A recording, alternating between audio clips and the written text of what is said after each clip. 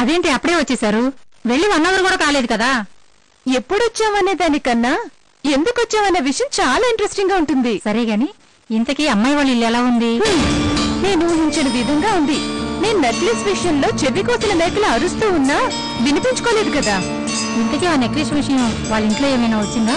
వచ్చింది. సుధా మన ఇంట్లో కనిపించకుండా పోయిన నెక్లెస్ వాళ్ళ ఇంట్లో కనిపించిందటగా. అవును పెద్ద నాన్న, వాళ్ళే ఆ నెక్లెస్ ని కొట్టేశారు. ఇంట్లో లేదని చెప్పి మనల్ని మాయం చేశారు. కరిగించి ఆ నెక్లెస్ ని మాయం చేయాలనుకున్నారు. వాళ్ళ దురదృష్టమో మన అదృష్టమో నెక్లెస్ మన కంట పడింది.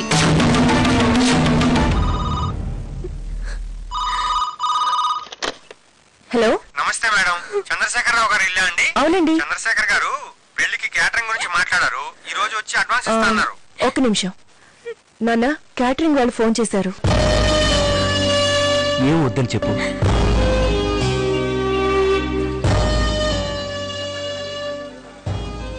నాన్నగారు బిజీగా ఉన్నారు, మళ్ళీ తర్వాత ఫోన్ చేసి చెప్తారు. అలాగేనండి. అలా ఎందుకు చెప్పావమ్మా? మనమే బాధపడ్డం దీనికి ఆ అవకాశం ఏమన్నా వస్తుందేమో చూద్దాం. వాళ్ళ నుంచి కౌరొచ్చాక ఎలాగో వెళ్ళాలి. ఇప్పుడు నుంచి వెళ్ళడం దేనికి?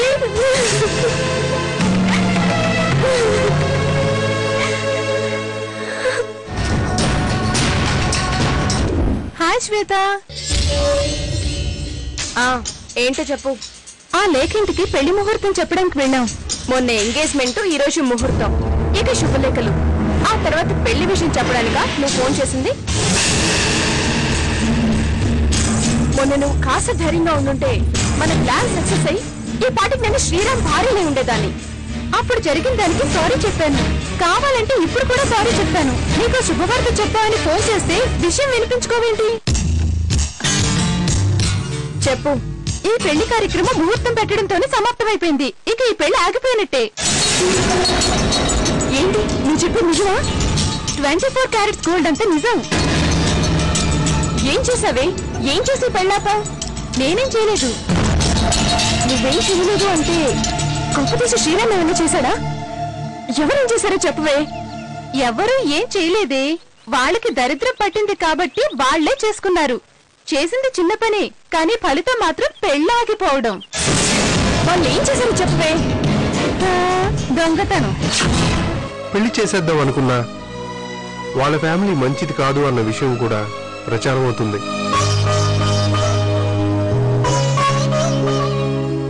అది కూడా మనకు పరువు తీసే పనే. జగదీశ్వరి, ఈ విషయంలో ఏం చెయ్యాలో ఏం చేయకూడదో నాకైతే అర్థం కావట్లేదు. నిర్ణయం తీసుకునేది నువ్వే అయినా నా అభిప్రాయం అడిగినా చెప్పలేని పరిస్థితుల్లో నేనున్నాను.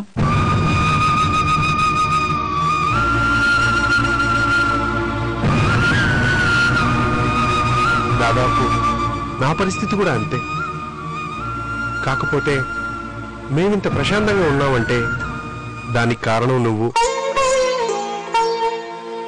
ఎన్నో సమస్యలు వచ్చినప్పుడు నువ్వే నిర్ణయం తీసుకున్నావు. ఆ సమస్యలకి పరిష్కారం చూపించావు. ఇప్పుడు కూడా నువ్వు ఒక నిర్ణయం తీసుకో. అది ఎలాంటి నిర్ణయం అయినా ఇల్లు మొత్తం నీకే కట్టుబడి ఉంటుందని నీకు తెలుసు. వాడు వీలైనంత త్వరగా మన ఇంట్లో ఉండాలి. ఈ విషయం గురించి ఎక్కువసేపు ఆలోచించడం నాకు ఇష్టం లేదు.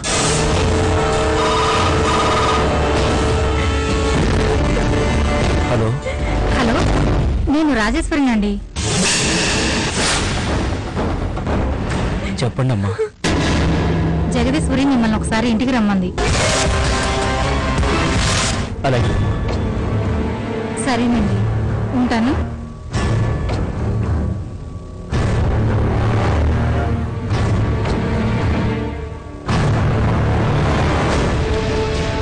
వాళ్ళు మనల్ని వాళ్ళ ఇంటికి రమ్మంటున్నారు. చెప్పేదేదో ఫోన్లో చెప్పొచ్చు కదా ఆవిడ. పదండి పదండి. జగదీశ్వరి అనాల్సిన మాటలన్నీ అని సంబంధం క్యాన్సిల్ అని గడ్డి పెడుతుంది.